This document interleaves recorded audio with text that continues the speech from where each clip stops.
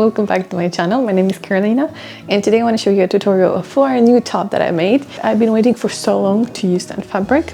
It stretches a little bit and straight grain line runs along this way, but I'm gonna cut the fabric this way because I really much prefer the stripes to be vertical. And today I'm also wearing a Vanessa top that I've made very recently and also my tailor trousers. If you want to see how to make this top, well, just keep on watching. As the first step, we need to of course prepare all the pattern pieces. Then I'm gonna press the interfacing onto the front panels and of course use no steam while doing so. To start the tutorial, I'm gonna start from the front pieces, placed two panels together right side to right side and sew them on both sides. 1 centimeter seam allowance is included already in the pattern, so I'm just gonna do and stitch it both them together with 1 centimeter seam allowance on both sides.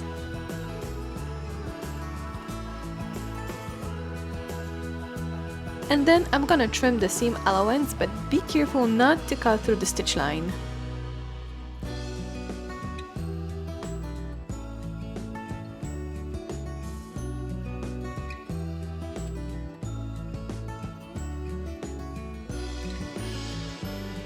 Before we move forward, we need to make this small part for the neck.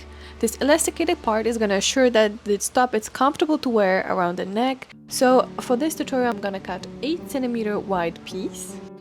And then to determine of how much fabric I'm going to need, I'm going to take the elastic and stretch it as much as I can and then mark that point using a pin. And that's basically the distance of your elasticated part. What you don't want to do is to make it too bulky with too many fabric, otherwise it won't be comfortable. But what you also don't want to do is to use not enough fabric, so then elastic doesn't have the space to stretch. And then you want to measure 2 times the width of the elastic plus 2 centimeters for the seam allowance. So as my elastic is 3.5 centimeters, I have to take double that measurement plus 2 centimeters for the seam allowance. So the strap that I'm gonna have for the neck is gonna be 9 centimeters wide. And that's your piece ready to put the elastic inside. You're just gonna then stitch it and then insert the elastic later. And as you can see, it's exactly the length of the elastic that we have. Fold the piece in half and sew it together with a 1 centimeter seam allowance. And the reason why I want to show you step by step of how to do that is because every elastic stretches a little bit different. So this way, this part is going to be made specifically for the elastic that you have.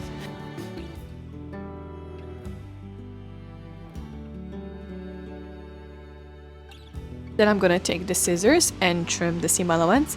Again, be very careful and try not to cut through the stitch line. Turn the piece to the other side using your finger or loop turner.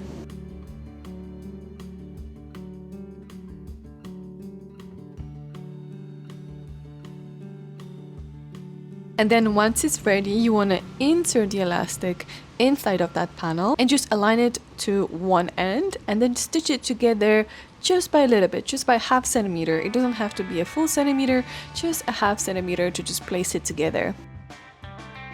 And then once you do that, take a loop turner and just catch the end of the elastic and pull it down to the other end. Then hold it together and then align it to the other side and stitch it once again.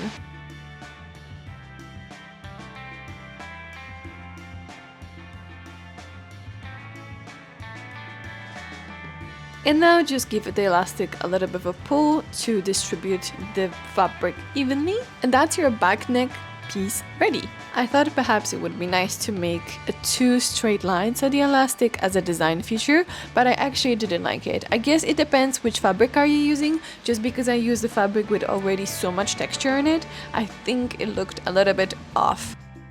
Now moving to the back panels, take the back panel, fold the fabric by 1 centimeter and then top stitch. I'm trying to go a little bit less than 1 centimeter since 1 centimeter is the full seam allowance. I tried to go a little bit below that, so I have some extra fabric for the extra turn, and then I'm gonna slowly cut the seam allowance as close to the seam as I can, and then I'm just gonna fold that seam once again and top stitch. If this technique looks too complicated to you, you can use any other technique to finish the seam of that panel.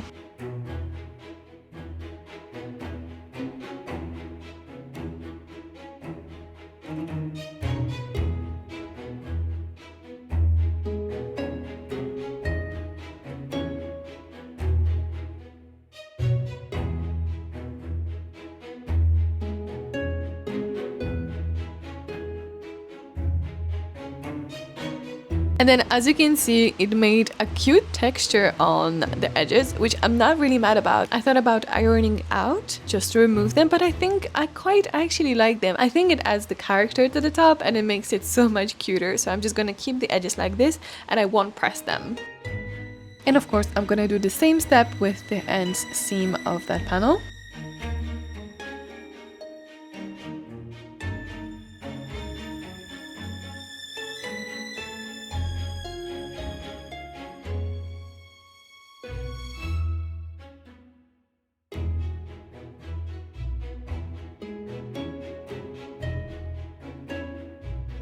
And now moving to the front panel, we have to insert that elastic between the front panels. At this point, it really doesn't matter on which side do you place the front panels since they're both the same, so you can just comfortably insert them however you want. I'm gonna take one panel and then insert the elastic inside. I'm gonna push it down inside so it's all hidden, and then I'm gonna align it to the top edge just like so. And then I'm going to stitch it down with 1 centimeter seam allowance, and that's exactly the reason why the other stitch that we made was only 1/2 centimeter. And then I'm going to trim the seam allowance and turn the panel to the right side.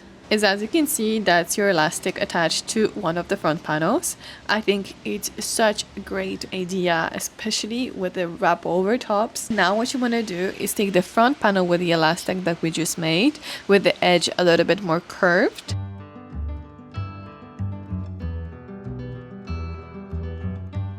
Turn the other panel so they are both at the same side, and then insert the panel inside. Again, you're gonna push that panel right to the end and grab it with your fingers to move it to the top, and then align the edges together. And then again, top stitch it with 1 centimeter seam allowance, just like we did on the other side. And then of course I'm gonna trim the seam allowance and then turn the top to the right side. And basically that's your elasticated part ready and the front of the top ready.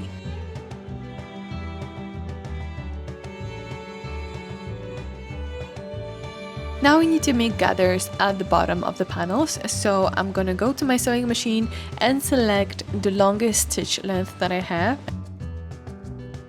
And then I'm gonna make a stitch at the bottom of the front panels, both to secure it in place and also to make the gathers.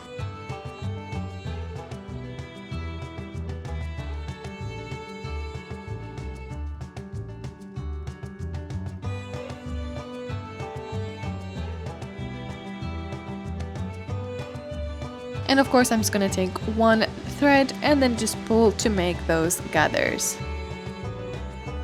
And this is how it's supposed to look like.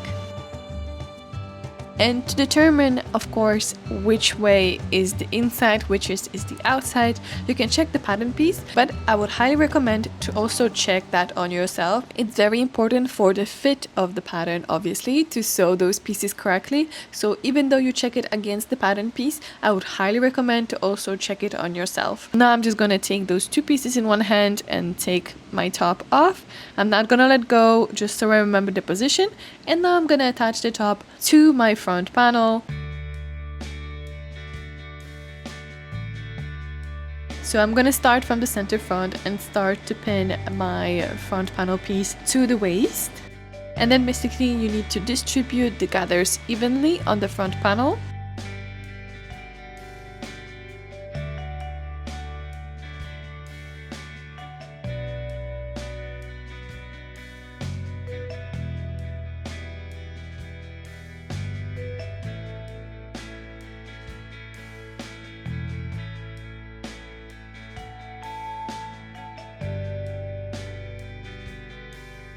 And now that's done, I'm just gonna top stitch that seam, and then after I'm gonna place the other front waistband panel on top and top stitch it once again, but I'm gonna do it on the other side so I can follow the previous top stitch and make sure that everything is just hidden inside.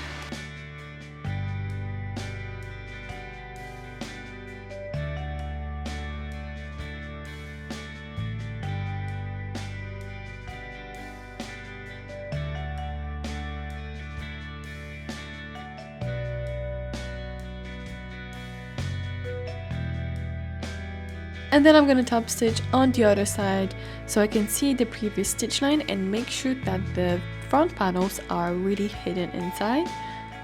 So as you can see on the zoom in, I can see my previous stitch line, and I'm just gonna make another stitch on the left side a little bit further away.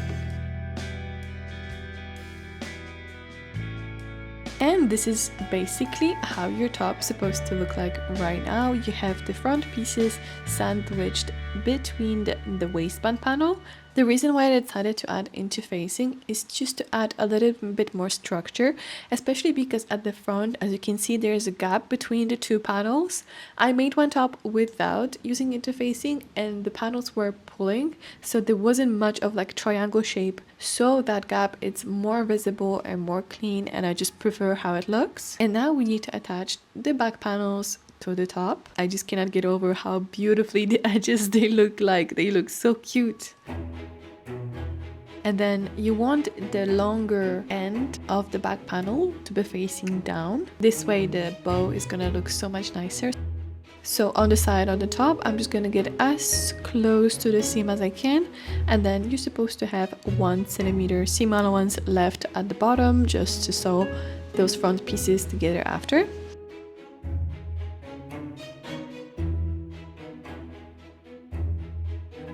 I'm just gonna stitch it once, fold it over, and stitch it once again as we did with the front panel.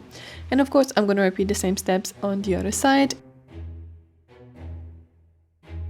Like I said, this top is very beginner friendly, but I love hearing a feedback from you, especially of how you like the tutorials, if they are descriptive enough, if they are slow enough, or if I'm talking too much or perhaps not enough. I would love to hear your feedback of how you like those tutorials, because I want to make them as beginner friendly as they can be possibly can without being too annoying and too obvious.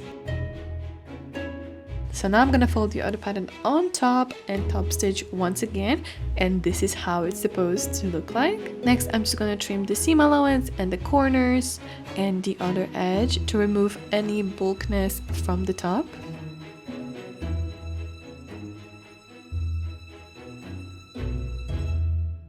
And then I'm gonna turn the top to the other side. And believe me or not, we're almost at the finish. I'm not gonna turn the top all the way to the right side. I'm gonna put the top inside so I can sandwich the front panel. There's no rule of how much you're supposed to sew them together. Technically, the smaller the gap, the least visible this is gonna be. It really depends of what kind of fabric are you using, because some of the fabric you can make that gap really small, but if you're using a fabric like me that is a little bit thicker, then that gap needs to be big enough to turn this top to the other side.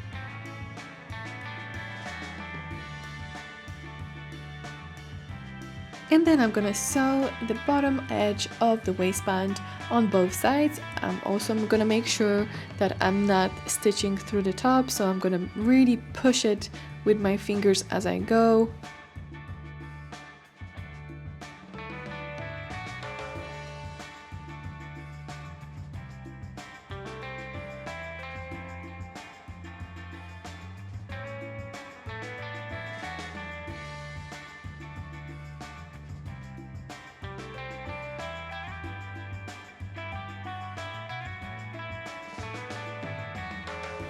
And now, as you can see, I have my little hole, and I'm just going to turn the whole top to the right side.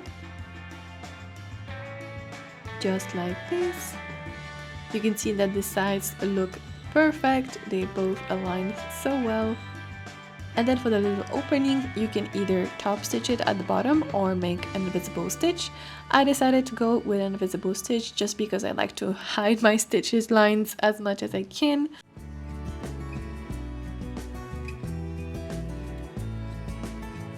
I use a ladder stitch to make an invisible seam. If you don't know how to do that, you can easily just Google it. There's so many tutorials online of how to do it.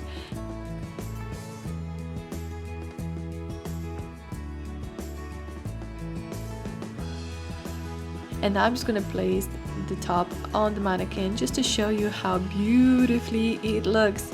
It turned out amazing and I'm obsessed with the back. And the best thing about this top is that if the back panel is long enough, you can just wrap it around the back and tie it at the front.